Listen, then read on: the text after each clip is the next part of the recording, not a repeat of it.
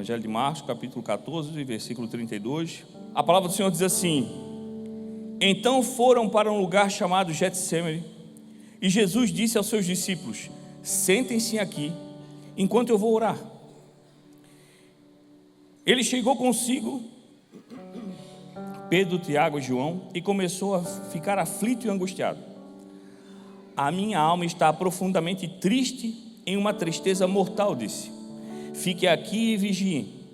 E no pouco mais adiante, prostrou-se no chão e orava para que, se possível, fosse afastado dele aquela hora. Ele lhe dizia: Pai, tudo te é possível, afasta de mim esse cálice, contudo, não seja como eu quero, mas como tu queres. Depois voltou aos seus discípulos e os encontrou dormindo. Simão, disse a Pedro, você está dormindo? Não pode vigiar nem por uma hora. Vigiem e orem para que não caiam em tentação. O espírito está pronto, mas a carne é fraca. Mais uma vez ele se retirou e orou, repetindo as mesmas palavras. Quando voltou, de novo os encontrou dormindo, porque os olhos deles estavam pesados. Eles não sabiam o que dizer. Voltando pela terceira vez, ele lhes disse: vocês ainda dormem e descansam? Basta, chegou a hora. O Filho do Homem será entregue nas mãos dos pecadores. Levantem-se e vamos. Aí vem meu traidor. Amém? Senhor Deus, meu Pai, nós te agradecemos, Senhor, por mais essa oportunidade de estarmos aqui, Senhor, celebrando o Teu nome.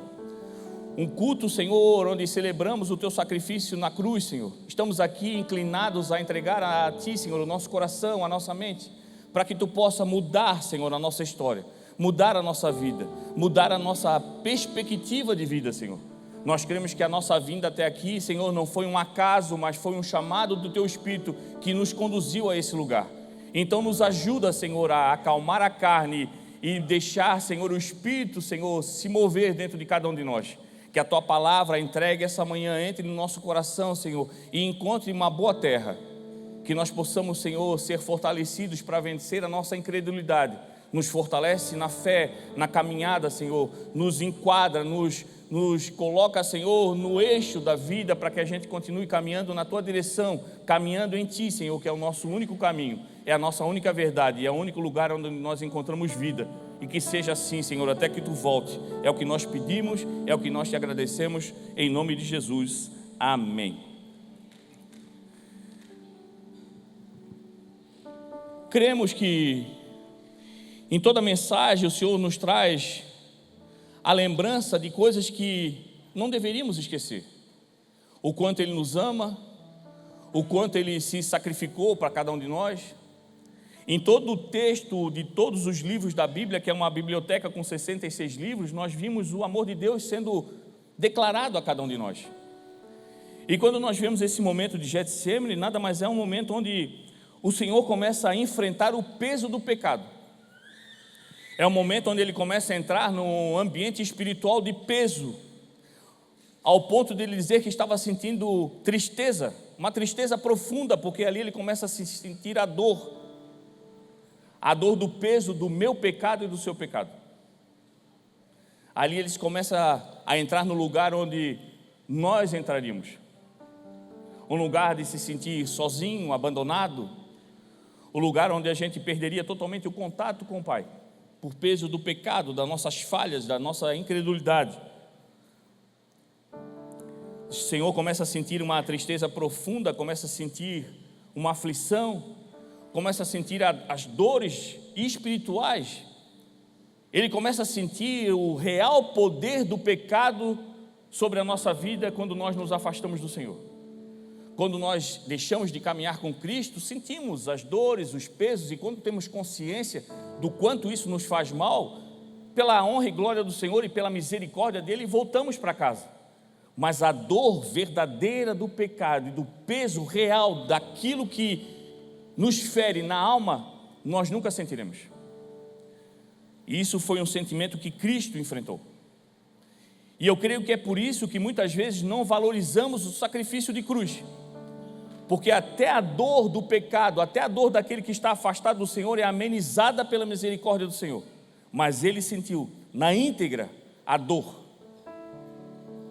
o sofrimento, a angústia, a carne que sofria por todo aquele peso espiritual que ele estava sentindo.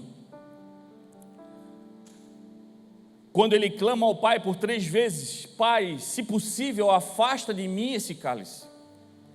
O que Cristo pedia ao Pai?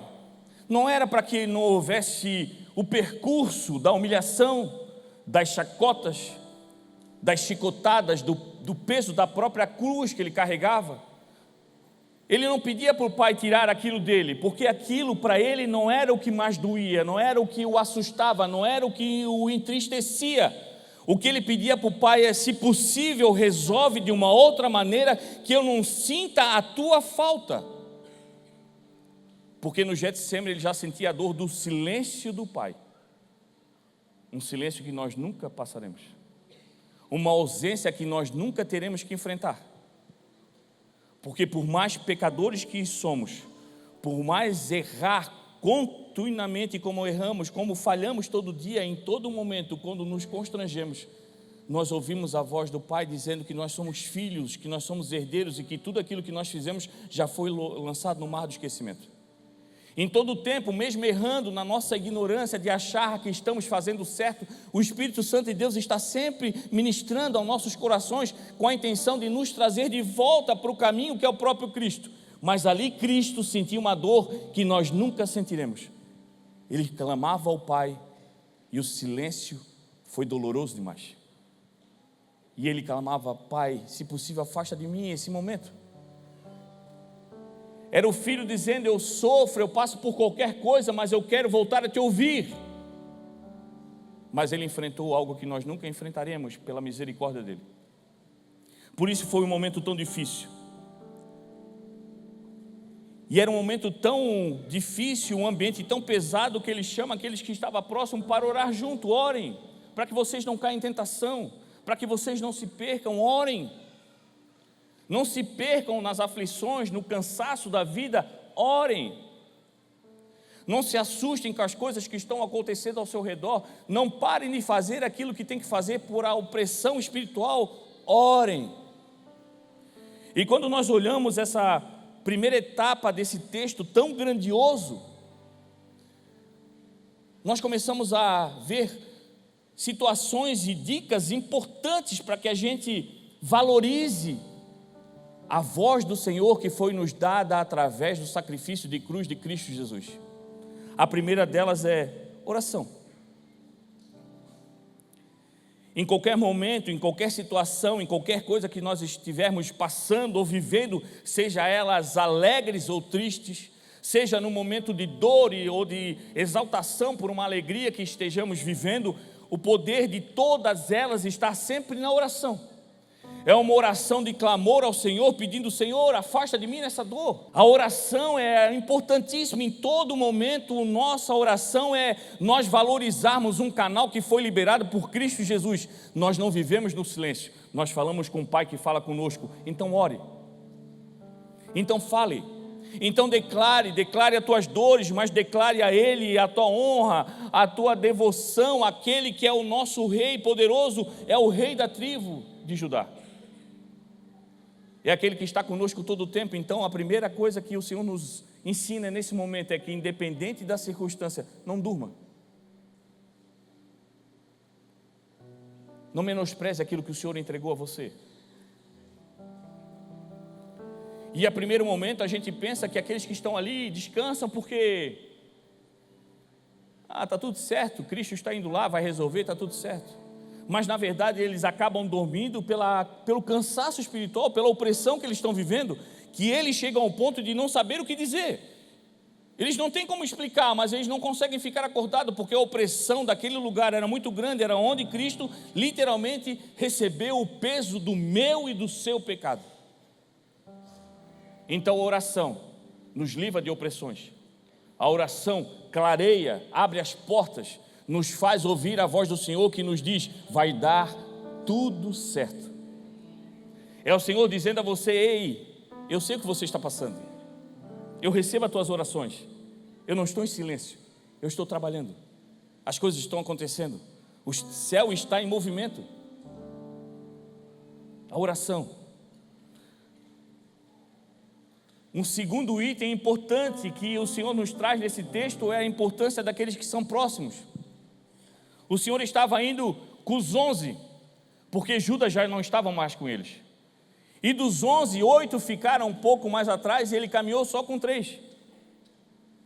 E esses 3 ele trouxe para mais próximo. Tem sempre aquele que a gente traz para mais perto. São poucos aqueles que você traz para dividir aquele momento de aflição, de sofrimento, aquele momento de alegria, porque não são para todos. Por mais que nós amamos a todos, porque há o amor de Cristo entre nós, há poucos que você pode confiar para abrir o teu coração, para contar, para orar junto, para interceder junto. Na nossa vida, o que nós temos que pedir para o Senhor é discernimento para saber com quem devemos caminhar. Sabendo que na caminhada muitos vão nos trair e às vezes não é nos entregar para a morte, como aconteceu com Cristo, mas é trair o nosso propósito, é se empolgar no início com a nossa caminhada, mas depois achar que aquilo não é para Ele e do nada some. Mas tem sempre aqueles que você pode contar todo o tempo. Tem sempre aqueles que você pode trazer para mais perto. Então busque no Senhor o entendimento daqueles que são mais próximos. Mas o Senhor também nos ensina que o nosso coração, a nossa esperança, a fé não deve estar nem nos próximos, porque os próximos também falham. Os próximos também dormem. Os próximos também chegam um momento que já não tem mais forças para ir onde você tem que ir, porque tem certas experiências que não vai ser no coletivo, vai ser no individual.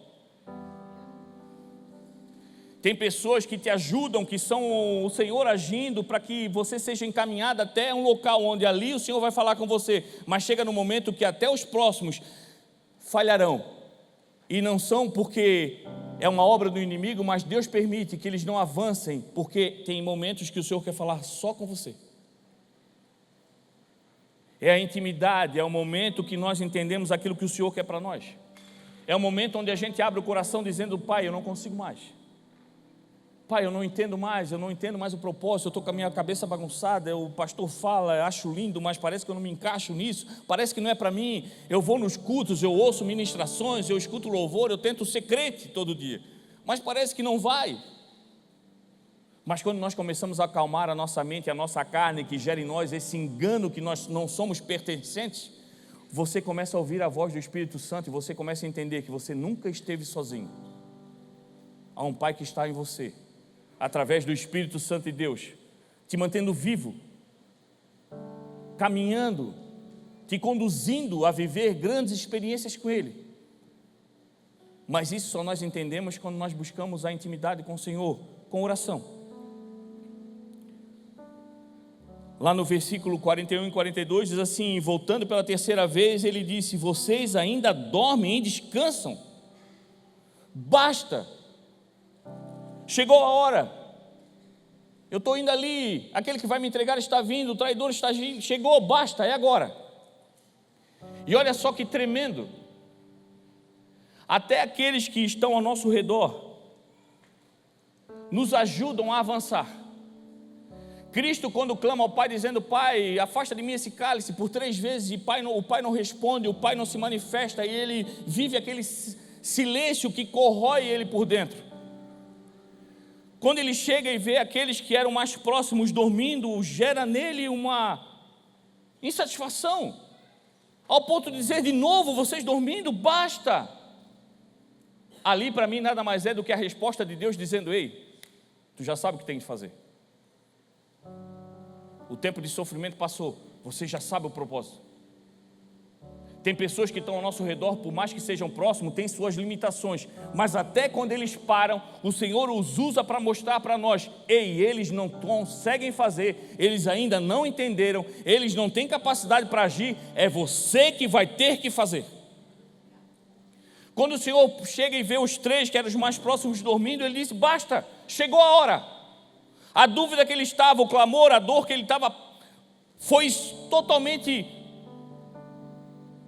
esquecida, foi superada pelo amor que ele tinha pelo Pai, pelo amor que ele tinha por nós e pelo amor que ele tinha pelo propósito. Ele disse: chega, agora chegou a hora.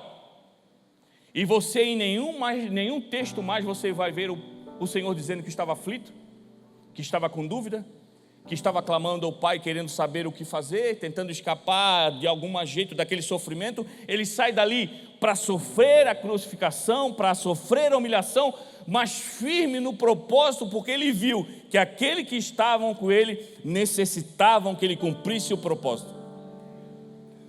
Tem pessoas que estão ao nosso redor, meu irmão, que parece que estão dormindo, e gera em nós uma indignação, e essa indignação, em vez de gerar em nós a situação que gerou em Cristo, dizendo: basta, eu entendi, vocês são bênção, mas tem algo que eu tenho que fazer. Nós paramos. Em vez de avançarmos, nós somos aqueles que acabamos deitando e dormindo também. Dormimos espiritualmente, esperando, o Senhor vai fazer. Não, o Senhor já nos chamou para fazer. O Senhor já entregou a nós uma missão: vai para toda a terra e prega o Evangelho. Então está na hora de nós olharmos para o mundo que muitas vezes está parado e dizer: basta, chegou a hora, eu vou fazer aquilo que eu fui chamado para fazer. O Senhor espera de nós aquele que toma uma decisão: eu vou terminar aquilo que eu fui chamado para fazer. Cristo Jesus sentiu no coração. Eles não entendem, eles não podem, sou eu. É eu que tenho que me entregar na cruz, é eu que tenho que passar pelo silêncio do Pai, é eu que tenho que enfrentar isso, porque eles não têm capacidade, mas depois do sacrifício dele, tudo será possível aquele que crê, porque ele nos deu a salvação através do sangue do Cordeiro que foi derramado no momento da crucificação. É só ele que podia fazer. O Senhor permitiu que muitos dormissem, ele permitiu que muitos o abandonassem, ele permitiu que alguns o traíssem, ele permitiu que ele fosse entregue, porque era somente ele que poderia fazer, pagar um preço por mim e por você. Hoje nós estamos aqui nessa manhã e nada nos prende nesse mundo, porque nós somos livres em Cristo Jesus. Nós estamos aqui hoje, mas com a certeza que nós não somos desse lugar. Um dia o Senhor voltará, e quando tocar a trombeta, o nosso nome será chamado, e por isso que o que em Cristo Jesus não decidiu fazer aquilo que ele foi chamado para fazer, porque ele sabia, um dia cada um deles será chamado. E ele não parou, ele não desistiu, ele continuou e colocou no coração aquilo que o Senhor falou para ele através daquele ambiente: siga. Continue, avance, não pare, faça aquilo que tem que ser feito, não corra, se encoraje. O Evangelho tem dito a cada um de nós todo dia isso: siga, avance. O tempo de aflição, de choro já passou. O choro dura uma noite, mas a alegria vem pela manhã. Por quê? Porque toda noite nós choramos, sim, mas choramos aos pés do Pai, e Ele sempre acalentou cada um de nós. E quando o sol brilha, nós temos a certeza: bora. Quem é que é aqui da academia? Tem gente da academia aqui? A gente que vai para a academia, não tem aquele irmão que está do lado treinando, bate em ti e assim, vai, bora, mais uma. É o Senhor dizendo para nós: bora, mais um dia. Bora, levanta, é isso aí, é mais um esforço, é mais um, você vai chegar, é bora para cima. É você saindo do culto de domingo dizendo: bora para mais uma semana, venci, estava com Cristo Jesus e recebi uma palavra, bora, que o mundo é nosso. O tempo de sofrimento já passou, não há silêncio do céu sobre nós, o véu foi rasgado, bora para cima. E nós ficamos lamentando. Se Cristo Jesus se comportasse como nós, ainda estaria lá no Getsemane. Há momento de choro, há momento de lamento, porque nós somos falhos, nós somos carne. Mas quando nós lamentamos aos pés de Cristo Jesus, desce sobre nós a paz que excede todo o entendimento. E aí o Senhor toca no teu ombro e diz assim: bora para cima, mais um dia. Vence o domingo, vence a segunda. E quando você vê, você já venceu um ano. E quando você vê, já se passou 10 anos. E quando você vê, por aquilo que você chorava, agora você se celebra. Aquilo que você se sentia enganado, agora você se sente valorizado, porque a nossa valorização não está no mundo, mas está no nome poderoso de Jesus. E você avança. O Senhor é tão maravilhoso que quando ele saiu daquele lugar, ele já não se sentiu mais oprimido, já não sentiu mais tristeza, aquela tristeza da ausência do Pai. E em todo o tempo onde ele caminhou, se viu vida. Até no momento de cruz, que ele estava pronto para a morte, ele ainda salvou aquele que estava ao lado, o ladrão. Ainda hoje nos veremos no paraíso. Meu irmão, eu não sei o que você está passando, talvez você está se sentindo no momento, pastor, tu não sabe, eu estou quase morrendo. E a gente sabe que a morte é espiritual, eu estou quase me perdendo, eu estou quase escapando, eu estou perdendo nas mãos do Senhor. Mas quando nós cremos em Jesus, até naquele sentimento que a gente está pensando que está perdendo a vida, há em nós vida sendo liberada para aquele que estão próximo. E aquilo gera em você a certeza, ei, eu não morri não, o Senhor está agindo em mim ainda. Você sai de casa desanimado, sai de casa sem vontade. Quantos aqui saem de casa para trabalhar pensando assim, ó vida, ó azar. Aí passa por uma pessoa, do nada tu começa a falar, não irmão, não desiste, o Senhor é bom, vai dar tudo certo, glória a Deus pela tua vida, e é isso aí, bora para cima. Aí a pessoa sai toda feliz e tu pensa assim, olha, eu achei que eu estava morto, mas Cristo Jesus ainda está em mim. E aí você, vai eu, todo feliz. Deus é tão bom que, onde é que Ele nos gera alegria?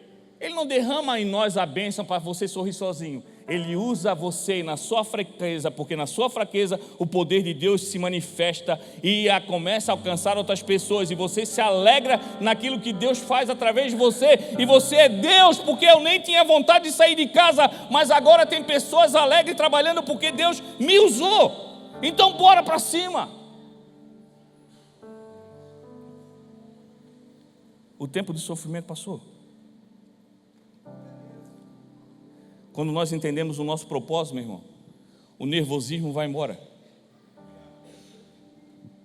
Vem para nós a calma, a aflição é vencida. Recebemos do Senhor força, somos reabastecidos com fé, com discernimento, com inteligência da própria palavra que já foi nos ministrada há muito tempo, mas o Espírito traz a lembrança com revelações que você ainda não havia tido, mas naquele momento se encaixa com a necessidade do próximo. E você vai avançando. Nesse processo, muitas vezes nos assustamos porque a carne sofre. Sentimos as dores. Mas quando nós estamos em Cristo Jesus, a gente sabe que aquela dor é a dor da carne que está morrendo, e essa dor é celebrada em Cristo Jesus, porque o Espírito começa a se renovar. O Espírito começa a ganhar a liberdade. A carne vai morrendo e morrendo, vai perdendo o controle, vai perdendo as vontades, vai perdendo a força, e você começa a agir agora conforme a vontade de Deus, porque ela é a única boa, perfeita e agradável. E você vai avançando. Getsêmani nada mais é do que o início de uma conclusão. Foi o ministério do Senhor se concluindo naquele lugar. Foi o início da concretização de um plano de salvação para a humanidade. O Senhor Deus teve um plano que se perdeu por conta do pecado no Jardim do Éden. E depois daquilo o Senhor foi fazendo outros planos. Foi Noé, foi com José, estabelecendo governos, foi com Davi, foi fazendo planos e planos para tentar salvar a humanidade, e chegou ao ponto que ele viu que não, eu vou estender para todo aquele que crê no sacrifício do meu filho. E aí eu falo para você, quantas vezes nós falamos, e perguntamos isso para cada um de nós, quanto tempo durou o ministério de Cristo? A pergunta nossa já vem com a resposta pronta, foi 3 anos. O ministério de Cristo durou 3 anos. Aí quando você pensa assim, eu ministrei sobre isso uma quarta-feira, um tempo atrás. Isso nos leva a ver o quanto é poderoso aquilo que a gente faz no nome de Deus. Aí eu pergunto para você, estando em 2024, se tu olha lá, 3 anos atrás, o que você fez em 3 anos? A trombeta vai tocar, e a trombeta tocando será nada mais do que o som do céu festejando o final do ministério da salvação de Cristo Jesus para toda a humanidade. Nós somos o ministério do Senhor, Ele está em nós.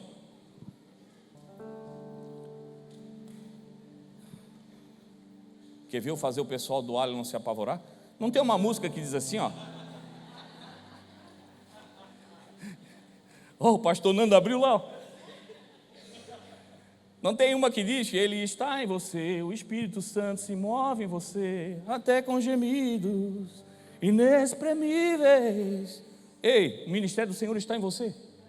Ele disse, eu vou para casa, mas eu não vou deixar vocês sozinhos, não se preocupem, vocês vão ficar com o Espírito Consolador. Ele dizendo, eu vou para casa, mas o meu ministério ainda continua, ele está ativo em vocês. Então bora para cima. O que você está esperando para avançar? Pastor, tu não sabe dos meus problemas, não tem ideia dos teus, e tu não tem ideia dos meus, mas nós temos ideia de quem consegue resolver todos os problemas e é maior do que eles, Jesus Cristo.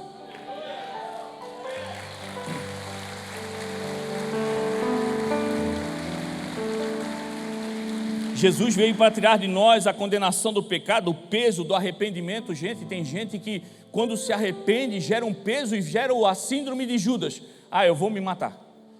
Se mata espiritualmente porque se arrependeu daquilo que fez, mas o arrependimento gera nele uma situação assim, cara, eu não posso mais.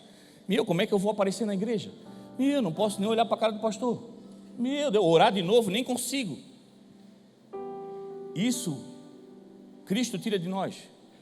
O arrependimento é algo tremendo, que quando a gente se arrepende de coração, a gente sente novamente o Senhor entrando em nós, porque o arrependimento é aquele que gera força para abrir a porta e deixar aquele que bate entrar e gerar em nós uma nova vida.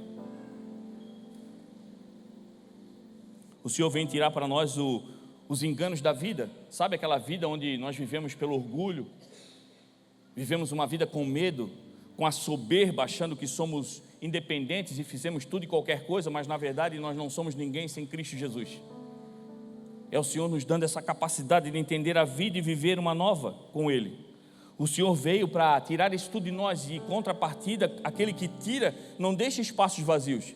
Ele vem e entrega a nós o Espírito Santo. Ele vem e entrega a nós vida, e quando Ele entrega a vida em abundância, porque Ele sabe a nossa capacidade, e Ele sabe que Ele precisa entregar vida para outros, mas o ministério dEle, Ele não conta mais com Ele aqui, então Ele usa cada um de nós, por isso que Ele dá vida e vida em abundância, porque sobre nós será transbordada a graça do Senhor, e através de você como coluna, toda a tua família será salva em nome de Jesus. Tem gente, meu irmão, que nem sabe que agora de manhã tu está na igreja, mas está sendo transformado através do Espírito, por honra e glória da tua devoção em Cristo Jesus e obediência, uma palavra que tu chama para adorar aquele que é o nosso Salvador. Talvez o teu esposo não está aqui, talvez a tua esposa não esteja, talvez os teus filhos não estejam aqui, mas Cristo Jesus já não os deixa mais sozinhos, porque por conta de você o Senhor é fiel.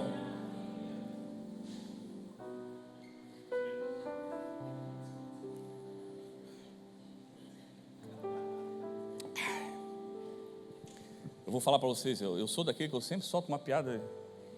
Eu sou assim, eu tento mudar, mas não consigo. Sabe qual é o problema do culto de ceia?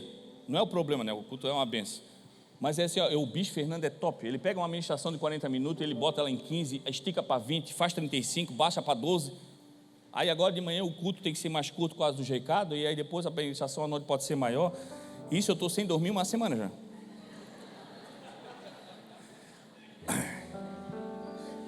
Eu estava com uma esperança que o bispo aparecesse todo molhado do Rio Jordão ali, dizendo, não, cheguei a tempo, pode deixar com o ministro. Agora o pessoal do Alien já sofre. É uma luta, eu vou ter que passar aqui. Uma das coisas que nos atrapalha muito de viver a promessa do Senhor é porque nós queremos sempre fazer as nossas vontades, e nas nossas vontades a gente quer sempre ter razão. Se você olhar para o Getsemane, o Senhor tinha a vontade dele e ele tinha a razão para ter aquela vontade. A vontade de Cristo Jesus qual era? Pai, vamos fazer tudo que tem que fazer. Vou trazer para o peixeirês, né? Ô pai, é o seguinte, nós vamos fazer tudo certinho, tudo de boa, aceito qualquer coisa, mas tipo assim, não para de falar comigo não. A vontade dele era essa. E ele tinha razão para pedir, porque ele nunca tinha passado pelo silêncio do pai, e aquilo estava doendo demais. Ele dizia, pai, eu posso sentir qualquer dor, mas a dor do teu silêncio eu não quero. Então ele tinha a vontade dele, e tinha sobre essa vontade uma razão para pedir. Mas acima de tudo e qualquer coisa, ele disse, seja feita a tua vontade, porque a tua é a razão. Quantas vezes deixamos de viver a promessa do Senhor, porque nós queremos fazer a nossa vontade, e a nossa vontade é que a gente tenha razão todo o tempo. Eu não peço perdão porque eu pedi perdão, não, mas eu tenho razão, não fui eu que fiz. Não, tem que ser feito do meu jeito, porque eu tenho razão, já foi feito de outro jeito e deu errado. Mas quando nós seguimos a vontade do Senhor, porque ela é a única boa, perfeita e agradável, a gente começa a entender que a nossa razão é Cristo. E aí você entendendo que a nossa razão é Cristo, meu irmão, você começa a entender por que Cristo Jesus é a nossa razão. Em Cristo Jesus nós temos razão de viver. Quando você está em Cristo Jesus, você tem razão de viver. Você enfrenta aflições, dificuldades, mas você continua tendo razão para viver todo dia. Se você está em Cristo Jesus e Ele é a tua razão, você tem razão de perdoar todo dia. Você olha para o mundo, as pessoas estão ingratas, e onde é que eu vou buscar forças para enfrentar a minha vontade, que é virar o rosto para todo mundo? A minha razão.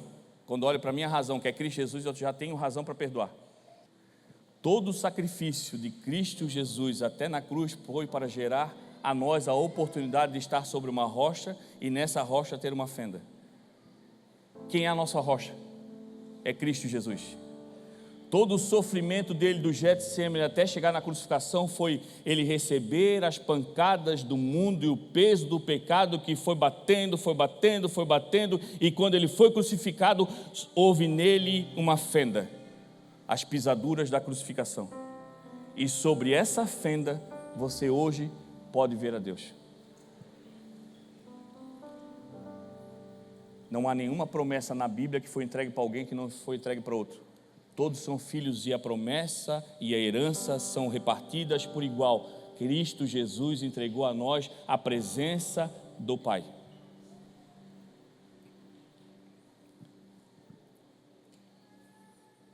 E quando termina todo o tempo do Getsemane, que o Senhor passa por aquele momento da crucificação, do momento que antecede a própria crucificação, é humilhado, passa por acusações, enfrenta acusações falsas, não se levanta, não vai contra ninguém, avisa para as mulheres que choram, não chorem por mim, mas chorem por vocês, porque ali ele já ultrapassa qualquer dor espiritual, ali ele sente a dor da carne, mas começa a entender o poder que ele representa e o que ele é como filho, e ele começa já a avisar: chorem por vocês, porque ainda não entenderam. É ele que passa pelos soldados e diz: Pai, perdoa, porque eles não sabem o que fazem. Carregou uma cruz que não era dele, porque a cruz foi feita para o ladrão e o ladrão foi liberto, era para Barrabás, e eles disseram: não, solte Barrabás, prenda a Jesus. Ali ele já carrega uma cruz mais pesada que a dele, que é exatamente o que ele viveu. Ele levou um peso que não era dele, levou o meu, levou o seu. E chegou no momento da crucificação, crucificaram Jesus, ergueram a cruz.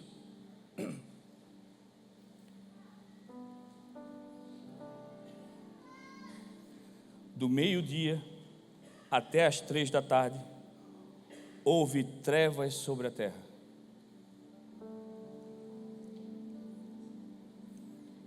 Por volta das 3 horas da tarde, Jesus bradou em alta voz: Elohim, Elohim, lama sabachthani. Deus meu, por que me abandonaste?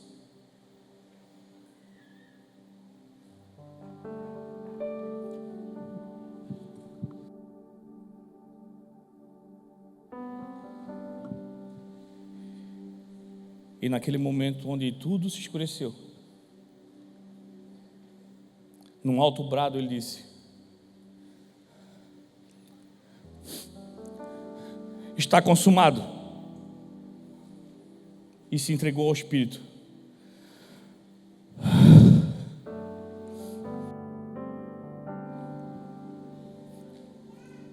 E ali, aquele que morreu por nós ressuscitou. Naquele momento,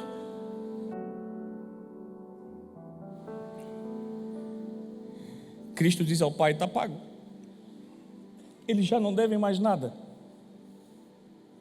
Ele olhou o saldo nosso, da nossa conta do pecado, e zerou a conta de todos nós.